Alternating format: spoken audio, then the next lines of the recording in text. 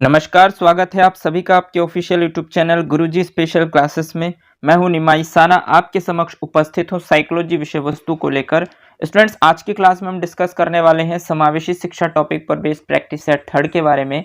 जैसे कि आप सब जानते हैं कि हम लास्ट क्लासेस के माध्यम से 2 प्रैक्टिस सेट इस टॉपिक के कंप्लीट कर चुके हैं, जिसमें मैंने आपको लगभग 20 तक प्रश्न सॉल्व करा दिए हैं। आज की क्लास में हम इससे आगे कंटिन्यू करेंगे इस सीरीज को, और आज हम 21 से लेकर 30 तक के प्रश्नों को सॉल्व करेंगे और जानेंगे कि इस टॉपिक से रिलेटेड और कुछ बेहतरीन और इंटरेस्टिंग सवाल जो आपके एग्जाम्स में सीधे सीधे पूछे जा सकते हैं। चलिए स्टार्ट करते हैं आज की क्लास और जानते हैं आज की क्लास का पहला क्वेश्चन। और इस प्रैक्टिस सेट सीरीज का 21वां क्वेश्चन आपके स्क्रीन पर है। क्वेश्चन नंबर 21 में आपसे पूछा गया स्टूडेंट्स कि कौन सी इकाई का उपयोग सुनने की क्षमता की जांच हेतु किया जाता है। यानी कि सुनने की क्षमता, यानी कि अगर मान लीजिए कि किसी बच्चे को श्रवण बाधित कोई बालक है जिसको सुनने में कम प्रॉब्लम है, यानी जिसको कम सुनाई देता है, तो ऐसे बच्चों की जांच के लिए आप कौन सी इकाई का यूज़ करते हैं। यदि आप ऐसे बच्चों की सुनने में जो प्रॉब्लम है उसकी जाँच करना चाहते हैं, उसकी सुनने की क्षमता की जाँच करना चाहते हैं, तो आप इसके लिए कौन सी इकाई यानी कौन सी यूनिट का यूज़ करेंगे, जिसकी हेल्प से आप पता लगा पाएंगे कि इसकी जो सुनने की क्षमता है वो कितनी है। तो ऑप्शन फर्स्ट कहता है स्टूडेंट्स इहासन इकाई, ऑप्शन सेकंड कहता है डेसिबल इकाई, ऑप्शन थर्ड कहते हैं पास्कल इकाई, और ऑप्शन फोर्थ कहता है इनमें से कोई नहीं। अब आपको बताना है स्टूडेंट्स, क्योंकि समावेशी शिक्षा के अंतर्गत जो हम विशिष्ट बालक लेते हैं जिनको हम स्पेशल चाइल्ड कहते हैं प्लस नॉर्मल चाइल्ड, तो जो नॉर्मल बच्चे होते हैं उनको तो कोई प्रॉब्लम होती नहीं है, बट जो स्पेशल बच्चे होते हैं इसमें अलग अलग कैटेगरी के बच्चे होते हैं, जैसे श्रवण बाधित या फिर दृष्टि बाधित या फिर वाक दोष से रिलेट होते हैं। तो इस तरीके से अलग अलग कंडीशंस के बच्चे आपके सामने होंगे जो स्पेशल बच्चे कहलाएंगे, और जब आप उन सभी बच्चों को नॉर्मल बच्चों के साथ मिलाकर एक साथ एक ही कक्षा में एजुकेशन प्रोवाइड करेंगे तो उस शिक्षा को हम कहते हैं समावेशी शिक्षा। तो ये जो टॉपिक आप पढ़ रहे हैं समावेशी शिक्षा पर पढ़ रहे हैं, तो समावेशी शिक्षा के अंतर्गत देखिए आपसे क्वेश्चंस किस तरीके से पूछा गया है कि अगर आप किसी बच्चे की सुनने की क्षमता की जांच करना चाहते हैं तो उसके लिए आप कौन से यूनिट का यूज करेंगे। तो मतलब यहाँ तक भी आपसे पूछा जा सकता है, सिर्फ ये नहीं कि आप श्रवण बाधित बालकों को ही जाने, क्योंकि हो सकता है कि आपकी कक्षा में कोई बालक हो जिसको सुनने में प्रॉब्लम हो, तो उसकी जांच करवाना किस तरीके से करवाया जाता है, इन सब चीज़ों के बारे में जानकारी आपके पास होनी चाहिए। इसलिए वहीं से क्वेश्चन उठाया एग्जामिनर ने कि सुनने की क्षमता की जांच के लिए आप कौन सी यूनिट का यूज़ करेंगे। तो स्टूडेंट्स, आशा करता हूं कि इसमें जो 4 ऑप्शन आपके सामने दिए हैं उन 4 ऑप्शनों में आप राइट ऑप्शन तक पहुंच पाए होंगे। बट आपको एक चीज़ पता होगा कि जो सुनने से रिलेटेड जो भी प्रॉब्लम होती है उनकी जो यूनिट होती है वो डेसिबल है। आपने विज्ञान विषय में इसको बार बार पढ़ा होगा। हम जो चीज़ें सुनते हैं, यानी कि जो तरंगों के माध्यम से हम सुनते हैं, तो तरंगों को 3 भागों में डिवाइड किया गया है, अवश्रव्य, श्रव्य और प्राश्रव्य। तो उसकी फ्रीक्वेंसी भी आपको पता होगी कि जो अवश्रव्य होती है उसकी 1 से लेकर 20 हर्ट्ज के बीच में होती है। जो ऑडिबल वेव्स होते हैं, श्रव्य तरंगे होती हैं, उसकी जो फ्रीक्वेंसी होती है वो 20 हर्ट्ज से लेकर 20,000 हर्ट्ज के बीच में होता है। और जो आपकी पराश्रव्य तरंगे होती है, यानी कि जो इंफ्रासोनिक जो वेव्स होते हैं, जो 20,000 हर्ट्ज से ऊपर जो भी फ्रीक्वेंसी है वो सब आपके पराश्रव्य तरंगों के अनुरूप होते हैं, जो इंसान के लिए बहुत ज़्यादा हार्मफुल होते हैं, हानिकारक होते हैं। अगर आपकी फ्रीक्वेंसी, अगर आप कोई चीज़ ध्वनि सुन रहे हैं और उसकी फ्रीक्वेंसी 20,000 हर्ट्ज से ऊपर है तो उससे आपकी डेथ भी हो सकती है। इसलिए आपको पता होगा कि ये जो तरंगे हैं इनकी जो इकाई नापी जाती है वो डेसिबल में नापी जाती है। इसलिए इस क्वेश्चन का राइट ऑप्शन आपका डेसिबल होगा। और ये स्टूडेंट्स एक साइंस का कॉन्सेप्ट है कि सुनने से रिलेटेड आप साइंस विज्ञान के अंतर्गत पढ़ते हैं, जो फिजिक्स आप पढ़ते हैं उसके अंतर्गत आता है, बट यहाँ से इसका रिलेशन आपके श्रवण बाधित बालकों से है। तो आपको ये पता होना चाहिए कि श्रवण बाधित बालकों की अगर आप जांच करना चाहते हैं तो उसकी जांच के लिए आप जिस यूनिट का यूज़ करते हैं या डॉक्टर जिस यूनिट का यूज़ करते हैं उसे डेसिबल में नापते हैं कि आपकी जो डेसिबल है वो कहाँ से कहाँ तक है, जिसकी वजह से आपको जो है कौन सी हियरिंग मशीन्स की आवश्यकता होगी या उसकी रेंज कितनी होनी चाहिए। तो इसलिए इस क्वेश्चन का राइट ऑप्शन होता है आपका डेसिबल इकाई। आई होप आप भी क्वेश्चंस के राइट ऑप्शन तक पहुंच पाए होंगे इजीली। चलिए नेक्स्ट क्वेश्चंस पर आगे बढ़ते हैं और देखते हैं नेक्स्ट 22 क्वेश्चन आपसे क्या कहता है। तो नेक्स्ट क्वेश्चन में आपसे कहता है स्टूडेंट समावेशी शिक्षा किन 2 सिद्धांतों का पालन करती है। यानी कि समावेशी शिक्षा जो है वो कौन से 2 सिद्धांत है जिनका पालन करती है, ये आपसे पूछा गया। ऑप्शन फर्स्ट है विशिष्ट कार्य द्वारा, ऑप्शन सेकेंड है वातावरण नियंत्रण पूर्ण होना, और ऑप्शन थर्ड है व्यक्तिगत रूप में भिन्नता, ऑप्शन फोर्थ है ये सभी। तो स्टूडेंट देखिए यहाँ पर जो आपसे क्वेश्चन पूछा गया कि समावेशी शिक्षा किन 2 सिद्धांतों का पालन करती है। पहली बात तो ये है कि समावेशी शिक्षा जो है उसके अंतर्गत बहुत सारे सिद्धांत होते हैं, कुछ नियम होते हैं जिनको पालन करना होता है, इसीलिए आप समावेशी शिक्षा को पढ़ रहे हैं। क्योंकि जब आप समावेशी शिक्षा को जानेंगे, उससे परिचित होंगे, तभी आप उसके जो नियम्स है, उसके जो सिद्धांत है उसको जान पाएंगे, उसका इम्प्लीमेंट अपनी कक्षा के दौरान कर पाएंगे। ठीक, तो इसीलिए आप इस टॉपिक को पढ़ रहे हैं। तो वहीं से आपसे पूछा गया कि कौन से 2 सिद्धांतों का पालन करती है। अब ऑप्शन में फर्स्ट में आपसे पूछा गया कि विशिष्ट कार्य द्वारा। देखिए, विशिष्ट कार्य का मतलब ये है कि आपको ये तो पता है कि समावेशी शिक्षा के अंतर्गत जो है 2 प्रकार के बालक होते हैं, एक आपके नॉर्मल बालक होते हैं और एक आपके स्पेशल बालक होते हैं। तो जो स्पेशल बालक होते हैं उसमें बहुत तरीके के बच्चे होते हैं, जैसे श्रवण बाधित, दृष्टि बाधित, वाक दोष से रिलेट, ADHD, पिकर चाइल्ड यानी समस्यात्मक बालक, इस तरीके से बहुत प्रकार के बालक होते हैं जो आपके विशिष्ट बालकों के अंतर्गत आते हैं। अब आपका रोल ये है कि आपको उन सभी विशिष्ट बालकों को नॉर्मल बच्चों के साथ एक साथ एजुकेशन देना। तो इसके अंतर्गत क्या होता है कि जो विशिष्ट बालक होते हैं उनको ध्यान में रखकर विशिष्ट कार्यक्रमों का आयोजन किया जाता है। अगर आप बीच बीच में विशिष्ट कार्यक्रमों का आयोजन करते हैं तो इसका मतलब आप विशिष्ट कार्यों द्वारा जो है समावेशी शिक्षा को प्रदान कर रहे हैं। तो ये भी एक सिद्धांत है जो बिल्कुल सही ऑप्शन है।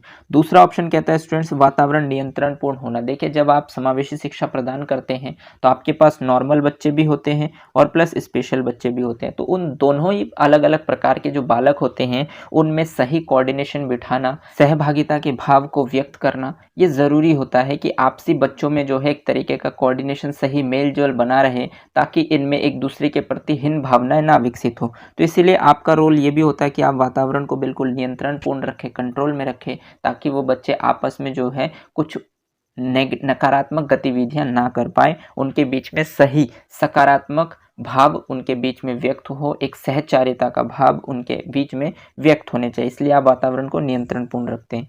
तीसरा ऑप्शन आपसे कहता है स्टूडेंट्स की व्यक्तिगत रूप से भिन्नता यानी इंडिविजुअल डिफरेंसेस। देखिए, जब आपको व्यक्तिगत रूप से भिन्नता का कॉन्सेप्ट पता होगा तभी तो आप बच्चों को समझ पाएंगे कि कौन से बालक में किस प्रकार की प्रॉब्लम है, किसके साथ हमें कैसे डील करना है। तो इसलिए अगर मैं देखूँ तो तीनों ही ऑप्शन बेस्ट है। और चौथा ऑप्शन कहता है आपसे ये सभी। तो यहाँ पर स्टूडेंट थोड़ा सा क्वेश्चंस में एरर है, शायद टाइपिंग मिस्टेक होगा कि समावेशी शिक्षा किन सिद्धांतों का पालन करती है। यहाँ पर 2 नहीं आएंगे क्योंकि तीनों ही ऑप्शन आपके बेस्ट हैं। तो इसलिए समावेशी शिक्षा किन सिद्धांतों का पालन करती है ये आपका क्वेश्चन होना चाहिए। और इसी के अकॉर्डिंग अगर हम देखें तो राइट ऑप्शन होता है आपका ये सभी, क्योंकि इसमें स्टूडेंट्स कोई 2 सिद्धांत ऐसे नहीं है जो बिल्कुल सही है और तीसरा कोई ऐसा नहीं है जो बिल्कुल गलत है। इसके तीनों ही ऑप्शन बेस्ट है और तीनों ही ऑप्शन आ रहे हैं आपके चौथे ऑप्शन में, इसलिए इस क्वेश्चन का राइट ऑप्शन बनता है आपका ये सभी। इसका मतलब क्वेश्चन में जो 2 वर्ड दिए गए हैं ये गलत है। क्वेश्चन ये होना चाहिए था कि समावेशी शिक्षा किन सिद्धांतों का पालन करती है। तो विशिष्ट कार्य द्वारा शिक्षा, या वातावरण नियंत्रण पूर्ण होना, या फिर आपका व्यक्तिगत रूप से भिन्नता, इन तीनों सिद्धांतों का पालन करती है समावेशी शिक्षा, इसलिए इस क्वेश्चन का राइट ऑप्शन बनता है ये सभी। आई होप आप समझ पा रहे हैं मेरी बातों को और इस क्वेश्चन के राइट ऑप्शन तक भी पहुंच पाए होंगे। चलिए आगे बढ़ते हैं और देखते हैं नेक्स्ट क्वेश्चन आपसे क्या कहता है। नेक्स्ट क्वेश्चन आपसे कहता है स्टूडेंट्स कि भारत में शिक्षा की दिशा में पहली शिक्षा नीति कब बनी। देखिए, बहुत ही बढ़िया सवाल है आपके लिए कि आपसे सीधा सीधा पूछा गया कि भारत में शिक्षा की दिशा में पहली शिक्षा नीति, तो जो प्रथम शिक्षा नीति है ये कब बनी ये आपको बताना है। स्टूडेंट्स, अगर आपने सही तरीके से बीएड या फिर डीएलएड किया होगा तो इस क्वेश्चन का राइट ऑप्शन आप इजीली बता सकते हैं कि भारत में जो शिक्षा की दिशा में पहली शिक्षा नीति है वो कब बनी थी। तो ऑप्शन कहता है 1854 में, ऑप्शन सेकंड कहता है 1976 में, ऑप्शन थर्ड कहता है 1986 में और ऑप्शन फोर्थ कहता है 2006 में। तो स्टूडेंट्स, इसके अंतर्गत जब मैंने आपको इसके कंटेंट कराए तो मैंने आपको बता रखे हैं कि भारत में शिक्षा की दिशा में जो पहली शिक्षा नीति है वो बनी है 1986 में, इसलिए इस क्वेश्चन का राइट ऑप्शन आपका बनता है 1986। स्टूडेंट्स, ये कुछ ऐसे सवाल भी है इसमें जो आपके फैक्चुअल बेस्ड होते हैं, क्योंकि आपके सुपर टेट या यूपी टेट वाले फैक्चुअल क्वेश्चंस भी आपसे डायरेक्ट सीधे सीधे पूछ लेते हैं। तो इसलिए आपको पता होना चाहिए कि भारत में शिक्षा की दिशा में पहली शिक्षा नीति कब बनी थी। तो ये जो पहली शिक्षा नीति बनी थी 1986 में बनी थी और इसके बारे में मैंने आपको कंटेंट वाले पोर्शंस में बता रखा है। तो इसलिए इस क्वेश्चन का राइट ऑप्शन आपका 1986 हो जाता है। आई होप आप भी क्वेश्चन के राइट ऑप्शन तक इजीली पहुंच पाए होंगे। चलिए आगे बढ़ते हैं और देखते हैं नेक्स्ट क्वेश्चन आपसे क्या कहता है। तो नेक्स्ट 24th क्वेश्चन आपसे कहता है स्टूडेंट्स की नई शिक्षा नीति 1986 में विकलांगों यानी कि जिनको हम दिव्यांग कहते हैं उनके लिए कौन से महत्वपूर्ण प्रावधान किए गए हैं। यानी कि जो नई शिक्षा नीति 1986 में बनी है, ठीक, जिसे हम भारत की पहली शिक्षा नीति भी कहते हैं, इसको नई शिक्षा नीति भी कहते हैं। तो 1986 में जो दिव्यांग बालक होते हैं यानी कि जो विकलांग बालक होते हैं उनके लिए जो प्रावधान किए गए हैं वो कौन कौन से प्रावधान किए गए। तो ऑप्शन फर्स्ट कहता है विशिष्ट विद्यालयों की व्यवस्था, ऑप्शन सेकंड कहता है विकलांग बच्चों हेतु एकीकृत शिक्षा प्रावधान, ऑप्शन थर्ड कहता है व्यावसायिक प्रशिक्षण की व्यवस्था और ऑप्शन फोर्थ कहता है उपयुक्त सभी। तो अब आपको बताना है कि नई शिक्षा नीति 1986 के अंतर्गत जो विकलांग बच्चे होते हैं उनके लिए जो महत्वपूर्ण प्रावधान किए गए हैं उसमें क्या क्या प्रावधान किए गए। तो विशेष विद्यालय की व्यवस्था, स्टूडेंट जैसे कि आप जानते हैं कि हमारे एजुकेशन सिस्टम में क्या था कि पहले तो नॉर्मल बच्चों को ही एजुकेशन प्रदान किए जाते थे, बट इसमें चेंज किया गया और दिव्यांग छात्रों यानी कि जो विशिष्ट बालक होते हैं उनके लिए भी शिक्षा की व्यवस्था की गई। तो इसके बारे में विचार विमर्श आपको 1986 में की गई थी कि विशेष विद्यालय की व्यवस्था हो। अगर आप विशिष्ट बालक को भी शिक्षा प्रदान करना चाहते हैं तो उसके लिए आपको विशेष विद्यालय की व्यवस्था करनी होगी। दूसरी बात यह है कि विकलांग बच्चों हेतु एकीकृत शिक्षा प्रावधान, यानी कि जो इसके बाद जो आपके विशिष्ट एजुकेशन सिस्टम है उसमें भी बदलाव किए गए और दोनों ही प्रकार के बच्चों को, यानी नॉर्मल बच्चों को तो सबसे पहले दिया जाता था, उसके बाद स्पेशल बच्चों के लिए जब देने का प्रावधान सुझाव दिया गया तो उसके अंतर्गत विशेष विद्यालय को बनाने की व्यवस्था की गई। और फिर क्या हुआ कि इसमें दूसरा एजुकेशन सिस्टम आया, एकीकृत एजुकेशन सिस्टम, यानी कि जो इंटीग्रेटेड एजुकेशन सिस्टम, उसके अंतर्गत विद्यालय तो सेम थे लेकिन क्लासरूम अलग अलग थे।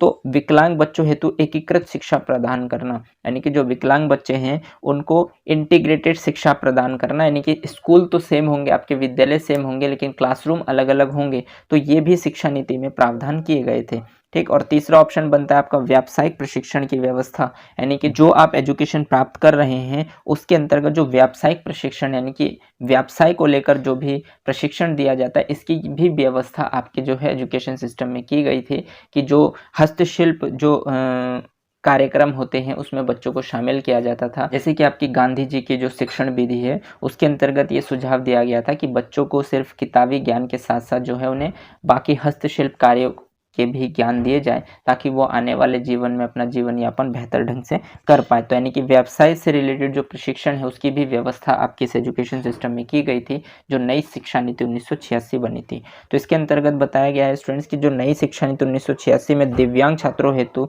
जो महत्वपूर्ण प्रावधान किए गए थे उसके अंतर्गत आपकी विशेष विद्यालय की व्यवस्था की गई थी, उसके अंतर्गत विकलांग बच्चों हेतु एकीकृत शिक्षा का प्रावधान की व्यवस्था की गई थी और व्यावसायिक प्रशिक्षण की व्यवस्था भी की गई थी। जो तीनों ही ऑप्शन सही है क्योंकि नई शिक्षा नीति 1986 में दिव्यांग छात्रों के लिए सभी व्यवस्थाएं की गई थी, इसलिए इस क्वेश्चन का राइट ऑप्शन बनता है आपका डी उपयुक्त सभी। आई होप आप भी क्वेश्चंस को समझ पा रहे होंगे और इस क्वेश्चन के राइट ऑप्शन तक पहुंच पाए होंगे। अगर आपने कंटेंट वाले पोर्शंस को बहुत अच्छे से देखा होगा तो आपके लिए प्रश्न बहुत ही ज़्यादा आसान है, और अगर नहीं देखा तो पहले आप उनको देखिए और उसके बाद आप प्रश्नों को सॉल्व कीजिए, तो आपके लिए सभी प्रश्न जो है वो इंटरेस्टिंग होंगे।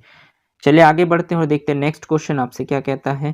तो नेक्स्ट क्वेश्चन आपसे कहता है स्टूडेंट 25 की समावेशी शिक्षा के संदर्भ में शिक्षा नीति 2006 के किन्हीं दो प्रावधानों को बताइए। यानी कि जो समावेशी शिक्षा के संदर्भ में यानी इंक्लूसिव एजुकेशन के रेफरेंस में शिक्षा नीति 2006 यानी कि जो समावेशी शिक्षा के संदर्भ में जो समावेशी शिक्षा नीति 2006 में बनना प्रारंभ हुआ था भारत में, तो उसके अंतर्गत जो प्रावधान किए गए हैं उनमें से कोई दो प्रावधानों को आपको बताना है। ऑप्शन फर्स्ट कहता है बाधित बालकों की प्रारंभिक स्तर पर पहचान करना तथा कार्यक्रम बनाना, यानी कि जो बाधित बालक होते हैं यानी कि जिन बच्चों को किसी भी तरीके से बाधाएं आती है उनकी प्रारंभिक स्थान पर पहचान करना, यानी कि उनको पहचानना कि इन बच्चों में कौन सी प्रॉब्लम है और उसके लिए कार्यक्रम बनाना, यानी कि क्या उसके लिए कार्यक्रम बनाया जा सकता है जिससे उन बच्चों को भी एजुकेशन की मुख्य धारा से जोड़ा जा सकता है। ये आपकी समावेशी शिक्षा नीति 2006 में जो बनना प्रारंभ हुआ था उसके अंतर्गत इस पर काम किया गया।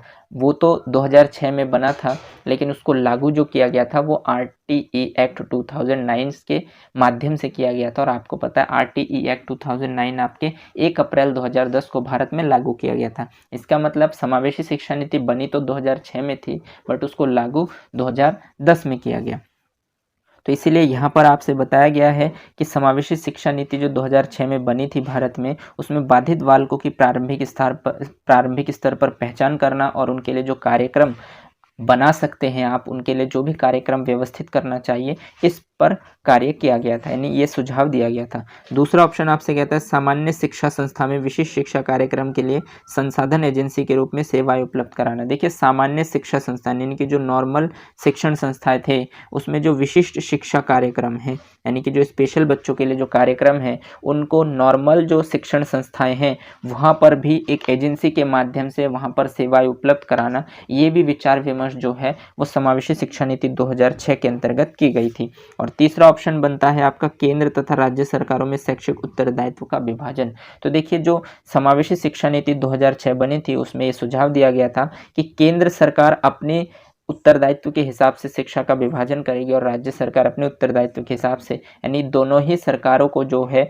शैक्षिक उत्तरदायित्व जो है उनकी अपनी अपनी अलग अलग रिस्पॉन्सिबिलिटीज़ दे दी गई थी, जो आपकी समावेशी शिक्षा नीति 2006 में बनी थी। तो इसका मतलब ये तीनों ही ऑप्शन आपके समावेशी शिक्षा नीति 2006 के अंतर्गत है, जिसके बारे में मैंने आपको कंटेंट वाले पोर्शंस में डिटेल में बता रखा है। अगर आपने उनको अच्छे से पढ़ा होगा, उसे अच्छे से रिवाइज किया होगा, उसे ध्यान से समझने की कोशिश की होगी, तो ये क्वेश्चंस आपको देखकर पता चल चुका होगा कि इस क्वेश्चंस का राइट ऑप्शन आपका बनेगा 4 उपयुक्त सभी, क्योंकि ये तीनों ही प्रावधान जो है वो समावेशी शिक्षा नीति 2006 जो भारत में बनी थी उसके अंतर्गत ये तीनों ही प्रावधान उसमें सम्मिलित किए गए थे। तो इसलिए इस क्वेश्चन का राइट ऑप्शन बनता है आपका उपयुक्त सभी। आई होप आप भी क्वेश्चन के राइट ऑप्शन तक पहुँच पाए होंगे।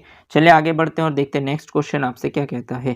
तो नेक्स्ट क्वेश्चन आपसे कहता है स्टूडेंट्स 26 में कि भारतीय संविधान के किस खंड में शिक्षा संबंधी प्रावधान किए गए। यानी 26 क्वेश्चन में आपसे कहता है स्टूडेंट्स कि भारतीय संविधान यानी कि जो आपके हमारे भारत के जो संविधान है, जो इंडियन कॉन्स्टिट्यूशन है, उसके किस खंड में, कौन से खंड में शिक्षा संबंधी प्रावधान किए गए हैं।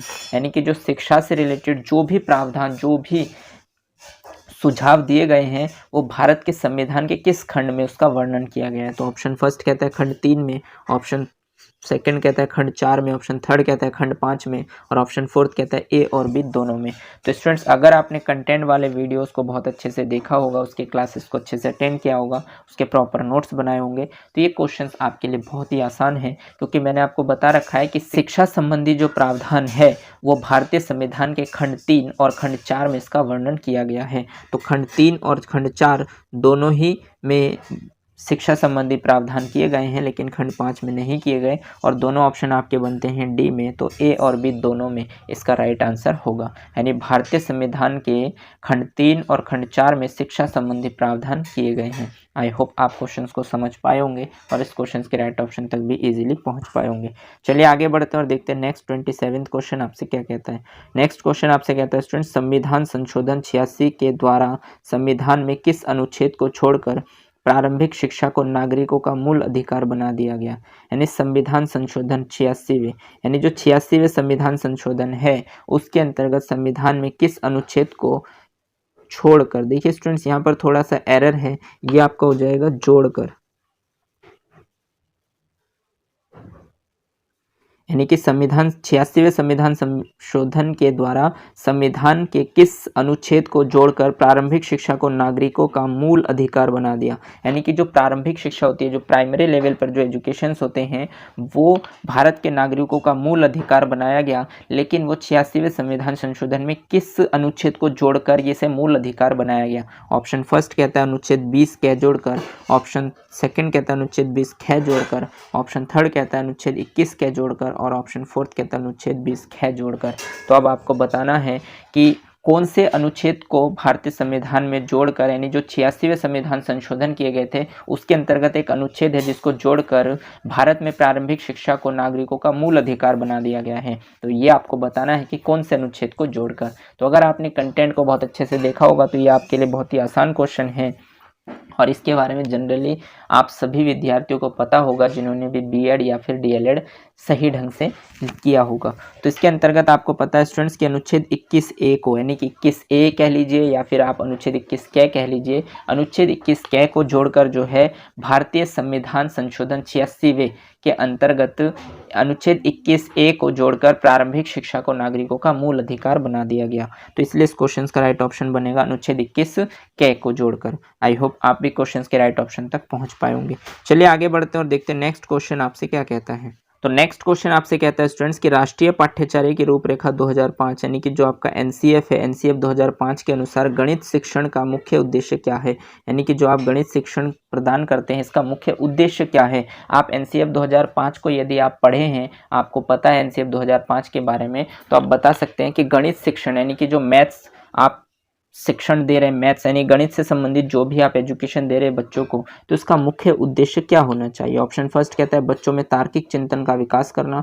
ऑप्शन सेकंड कहता है बच्चों में समस्या समाधान योग्यता का विकास करना। ऑप्शन थर्ड कहता है ए और बी दोनों, और ऑप्शन फोर्थ कहता है इनमें से कोई नहीं। अब आप बताइए स्टूडेंट्स कि एनसीएफ 2005 में जो गणित शिक्षण है उसका मुख्य उद्देश्य क्या बताया गया है। तो देखिए, बच्चों में तार्किक चिंतन का विकास करना, यानी तार्किक चिंतन का मतलब होता है लॉजिकल थिंकिंग, यानी कि बच्चा जो है कोई भी टॉपिक आप पढ़ा रहे हैं तो बच्चे के अंदर तर्क शक्ति होना जरूरी है, क्योंकि बच्चे के अंदर तर्क शक्ति होगा वो अपने माइंड का इस्तेमाल कहीं दूसरे डायरेक्शन में कर पाएगा। अगर आपने एक टॉपिक उसको पढ़ा है तो उनसे रिलेट करते हुए दूसरी चीज़ों के बारे में सोच विचार कर पाना ये ज़रूरी है। अगर आप बच्चे को देखते हैं कि बच्चा सोच विचार कर पा रहा है, इसका मतलब उसका डेवलपमेंट सही दिशा में चल रहा है। तो इसीलिए एनसीएफ 2005 तो सीधा सीधा आपको यही सुझाव देती है कि बच्चे को उसका जो ज्ञान है उसके बाहरी जीवन से जोड़ कर बताए ताकि वो उस पर सोच विचार कर पाए। तो इसलिए ये ऑप्शन तो बिल्कुल सही है। दूसरा ऑप्शन आपसे कहता है बच्चों में समस्या समाधान की योग्यता का विकास करना। देखिए, आप बच्चे को या वास्तव में आप भी जो एजुकेशन प्राप्त करते हैं उसका मूल उद्देश्य होता है कि आपकी डेली लाइफ में जो भी प्रॉब्लम्स आपके सामने बनते हैं उनका समाधान करना आपको आना चाहिए। तो बच्चों में समस्या समाधान योग्यता का विकास करना, ये ऑप्शन भी बिल्कुल सही है। और ऑप्शन थर्ड कहता है ए और बी दोनों, यानी कि दोनों ही ऑप्शन सी के अंतर्गत आते हैं, और ऑप्शन फोर्थ कहता है इनमें से कोई नहीं। तो स्टूडेंट्स, ये जो है आपके कॉन्सेप्चुअल क्वेश्चंस है, यानी कि ये आपके अंडरस्टैंडिंग पर बेस्ड है कि आपके हिसाब से इस क्वेश्चंस का राइट ऑप्शन क्या हो सकता है। तो अगर आप सही ढंग से देखेंगे तो ये डी ऑप्शन तो नहीं हो सकता, क्योंकि इनमें से कोई नहीं तो बिल्कुल भी नहीं है। तीनों ही ऑप्शन में अब आपको देखना है कि बेस्ट ऑप्शन कौन सा है। तो अगर आप बच्चों में तार्किक चिंतन का विकास करें तो बिल्कुल सही कर रहे हैं, और आप चाहते भी हैं कि बच्चों के सामने जो भी प्रॉब्लम्स आए उनका वो समाधान कर पाए, ऐसी योग्यता उनके अंदर डेवलप हो जाए। तो इसीलिए ए और बी दोनों ही ऑप्शंस राइट है, इसलिए इसका राइट ऑप्शन हो जाएगा आपका ए और बी दोनों ऑप्शन, यानी option number C. I hope आप भी क्वेश्चंस के राइट ऑप्शन तक इजीली पहुंच पाए होंगे और आप देख पा रहे होंगे कि किस तरीके के आपके एग्जाम्स में प्रश्न बन सकते हैं। चलिए नेक्स्ट क्वेश्चन पर आगे बढ़ते हैं और देखते हैं नेक्स्ट क्वेश्चन आपसे क्या कहता है।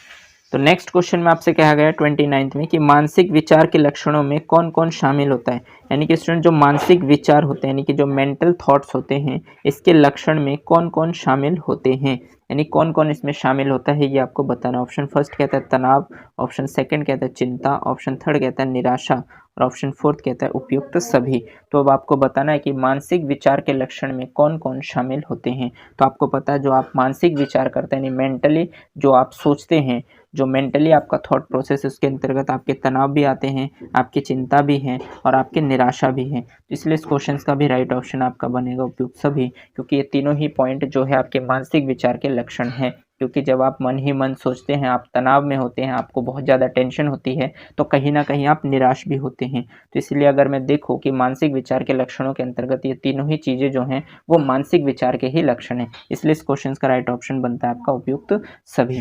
आई होप आप भी क्वेश्चन को समझ पा रहे होंगे और इस क्वेश्चन के राइट ऑप्शन तक पहुँच पाए होंगे। चलिए आगे बढ़ते हैं और देखते हैं आज की क्लास का लास्ट क्वेश्चन और इस प्रैक्टिस सेट सीरीज का 30th क्वेश्चन क्या है। तो 30वां क्वेश्चन आपसे बताया गया स्टूडेंट्स की डिसलेक्सिया किस विशिष्ट अधिगम का लक्षण है। यानी ये आपको मैंने बता रखा है कि बहुत ज़्यादा इंपॉर्टेंट पॉइंट है डिसलेक्सिया, क्योंकि मैक्सिमम टाइम 10 से 12 बार, चाहे आप यूपीटेट या सीटेट को इंक्लूड कर लीजिए, सबसे ज़्यादा टाइम अगर अधिगम अशक्तता से रिलेटेड पूछे गए हैं तो यही ऑप्शन पूछा गया, डिसलेक्सिया। डिसलेक्सिया डिसलेक्सिया होता क्या है, इसके बारे में मैंने आपको दिव्यांग छात्रों हेतु विशेष व्यवस्था जो टॉपिक है वो पूरे की पूरे जो टॉपिक है वो यही बताया गया है कि जो बालक आपके सामने दिव्यांग होंगे तो उन बालकों में किस किस प्रकार की व्यवस्था होनी चाहिए, उन बच्चों के लिए क्या क्या सुझाव दिए गए हैं गवर्नमेंट के द्वारा। तो इसीलिए डिसलेक्सिया किस विशिष्ट अधिगम का लक्षण है ये आपको बताना है। तो ऑप्शन फर्स्ट कहता है विकलांगता का एक लक्षण है, या फिर ध्वज बाधिता का एक लक्षण है, या फिर वाक बाधिता का लक्षण है, या फिर इनमें से कोई नहीं है। तो अब आपको बताना है कि डिसलेक्सिया जो है एक अधिगम अशक्तता है, और ये किन के लिए होता है अधिगम अशक्तता, यानी अधिगम अशक्तता वो बालक होते हैं जो विशिष्ट बालक होते हैं, और विशिष्ट बालक में अलग अलग कैटेगरी के बालक होते हैं। और जो डिसलेक्सिया है ये पढ़ने से संबंधित एक विकार है, यानी कि जो बच्चे ठीक से पढ़ नहीं पाते, रीडिंग नहीं कर पाते, उनको जो बीमारी होती है उस बीमारी को कहा जाता है डिसलेक्सिया। तो कहीं ना कहीं डिसलेक्सिया जो है वो किन के लिए है, जो बच्चे अक्षम होते हैं पढ़ने में, और जो अक्षम होते हैं उन बच्चों को हम क्या कह सकते हैं, तो अगर ऑप्शंस के अकॉर्डिंग अक्षम कह सकते हैं हम, उनको विकलांग भी कह सकते हैं, उनको दिव्यांग भी कह सकते हैं। तो ये जो बच्चे होते हैं स्पेशल बच्चों की कैटेगरी में आते हैं। लेकिन ऑप्शन बी में आपसे ध्वज बाधिता कहा गया है तो इसका तो कोई सेंस नहीं बैठता। लेकिन वाक बाधिता का मतलब जिनको बोलने में प्रॉब्लम हो, और ये जो क्वेश्चन आपसे पूछा गया है ये पढ़ने से रिलेटेड है, तो इसलिए वाक बाधिता भी नहीं हो सकता और इनमें से कोई नहीं भी नहीं हो सकता। इसलिए इस क्वेश्चन का राइट ऑप्शन बचता है विकलांगता, क्योंकि विकलांगता यानी दिव्यांगता के अंतर्गत सभी बालक आ जाएंगे, चाहे आपकी डिसलेक्सिया हो या अलेक्सिया हो या आपको डिसकैलकुलिया हो, है ना, या फिर आपको प्रैक्सिया हो, डिसप्रैक्सिया हो, किसी भी तरीके के जो भी बीमारीज हैं, जो भी अधिगम अशक्तता के पॉइंट्स मैंने आपको बताए, ADHD वाले जो भी बालक होते हैं, जिनके अंदर जो भी प्रॉब्लम होते हैं वो सभी के सभी प्रॉब्लम जो है वो विकलांगता के अंतर्गत आ जाएगा। तो इसलिए अगर हम चारों ऑप्शनों को देखें तो बेस्ट ऑप्शन आपका विकलांगता है, इसलिए इस क्वेश्चन का राइट ऑप्शन भी विकलांगता है। आई होप आप मेरी बातों को समझ पा रहे होंगे और इस क्वेश्चन के राइट ऑप्शन तक भी पहुंच पाए होंगे। स्टूडेंट्स, अगर आपको इन सभी प्रश्नों से रिलेटेड कोई भी डाउट्स आपके मन में बनता है, या फिर आपको कहीं पर भी कोई भी पॉइंट्स अच्छे से क्लियर नहीं हो पाता है, तो आप कमेंट करके मुझे कमेंट सेक्शन में बता सकते हैं। मैं आपके कमेंट्स को देखकर आपके डाउट्स को क्लियर करने की कोशिश करूंगा। अगर आपको डाउट्स बनते हैं तो आप मुझे कमेंट कर सकते हैं।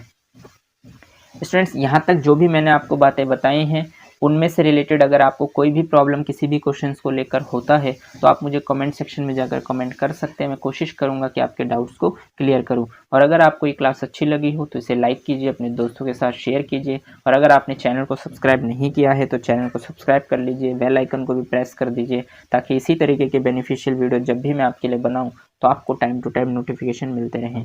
धन्यवाद। जय हिंद।